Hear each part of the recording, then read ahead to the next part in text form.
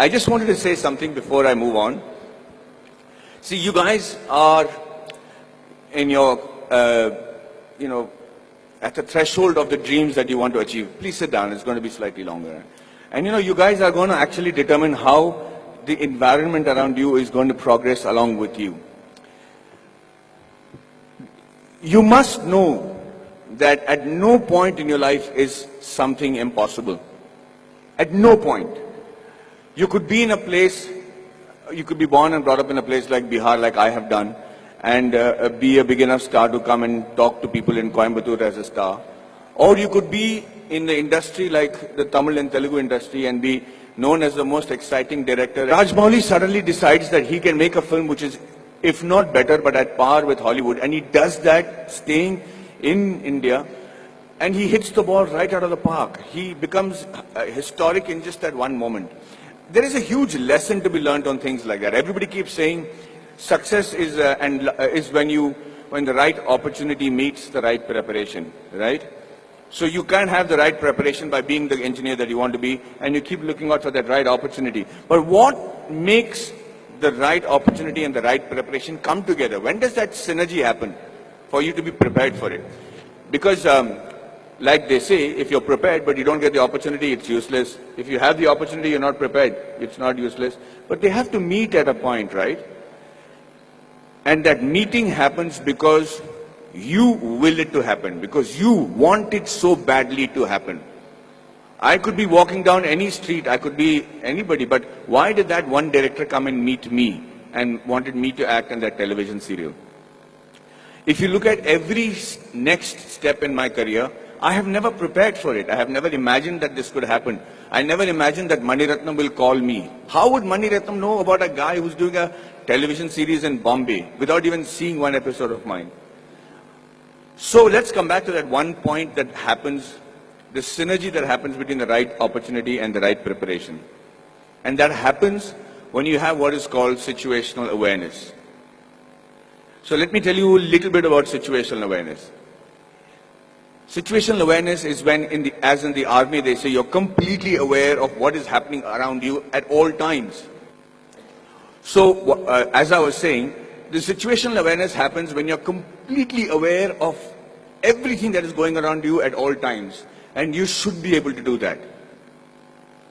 When we are in the army, and if you're walking down the ground, parade ground, anybody who's involved with the defense will know what I'm saying is the truth.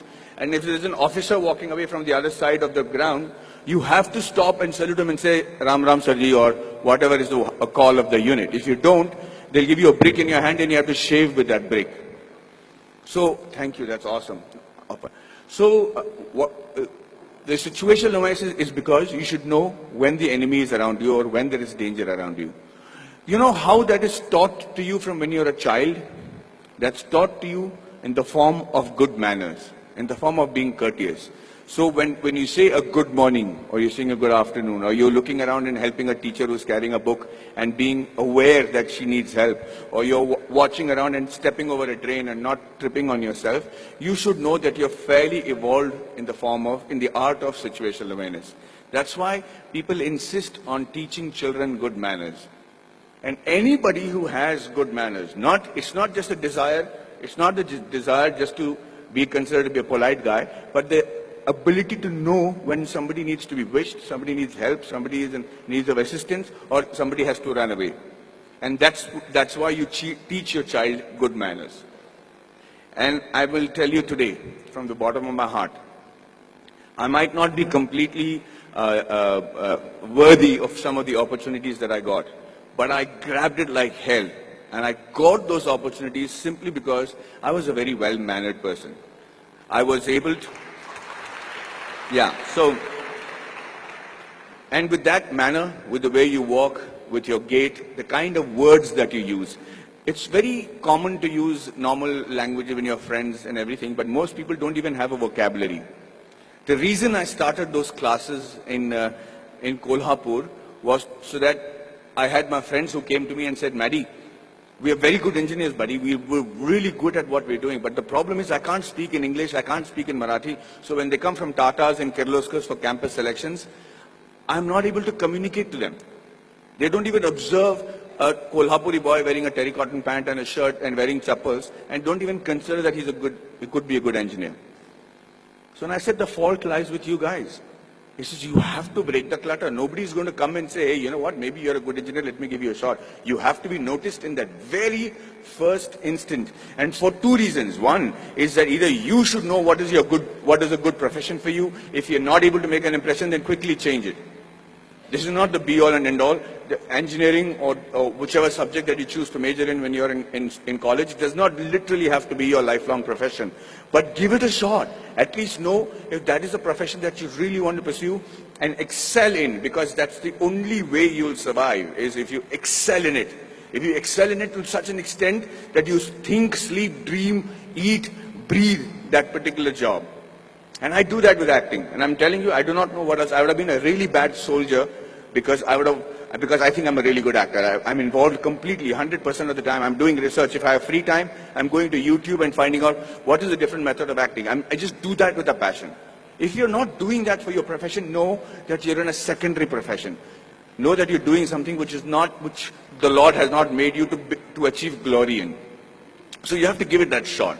Now, what I'm trying to tell you is that Kolhapuri friends of mine who then came to me and I said, okay, let's try and see if we can change that. So at 5 o'clock in the morning, they would come to my room, we'll go to the terrace, and I started teaching them how to present themselves in the interview. Things that I had the good fortune of doing because I had many interviews and many group discussions to attend.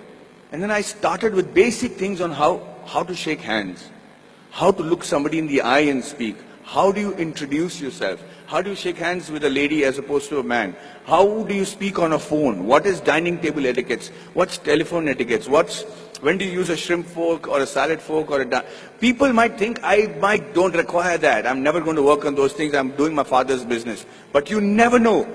That is the preparation that you make to make that quantum leap in your careers. These are basic things. You have to know that. You have to know how to dress correctly. You have to know if you have body odor. You have to know whether you're spitting on people's face and how to stop it when you're speaking. If you don't do these things, ladies and gentlemen, you will be in an average life, doing an average job and living an average life. Having said that, I'm not saying that is wrong. That could be your calling. My father is very happy living that sort of a life because they don't live in extremes. But if you have a passion and if you have a desire to be exceptional, if you have a desire to be seen apart from the crowd, then this is the bare minimum thing you should do. So when these guys went for the interview the next time in Kolhapur, I made it a point to call the Tatas and say, hey, you know what is wrong? Because I am from Jamshedpur, from the Tata Steel town. I knew the officers, I knew the senior gentlemen. I said, sir, you know, these friends of mine are extraordinary engineers. The mere reason why you're not taking them is because they don't know how to present themselves in English. How long is it going to take for you to send somebody who knows Marathi in your panel so that they can actually judge and see if these guys are good enough for Tata Steel? Do you need good people who speak in English or do you need somebody who are good engineers? And he agreed. He actually sent people from Maharashtra, and for the first time in the history of Kolhapur, we had 5 guys getting into Tata Steel and Kirloskars. And I just wanted to say that I'm not taking credit for it. I just felt bad because it is just a small 3-day push that they required to achieve that. So when they were interviewed, they said 4 years of learning engineering one side, and those 3 days with Maddy, we became engineers and successful today because of those 3 days. And what I am teaching you is nothing extraordinary. It is simple stuff. It's the norms. It's the way of the world. So yes, we are all radicals here. I mean, you guys are very awesome students. You're sitting there quietly listening to me. We used to make a ruckus if somebody came to give a speech. But the idea is that you have to connect to the audiences that you're speaking to. Public speaking and group discussion skills can be taught in 15 minutes.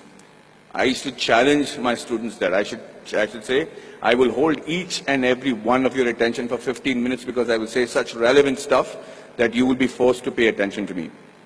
And that's how you make an impression. That's how you break the clutter. That's how you get seen in this world, and that's how you can achieve glory for yourself and this wonderful nation that you're part of.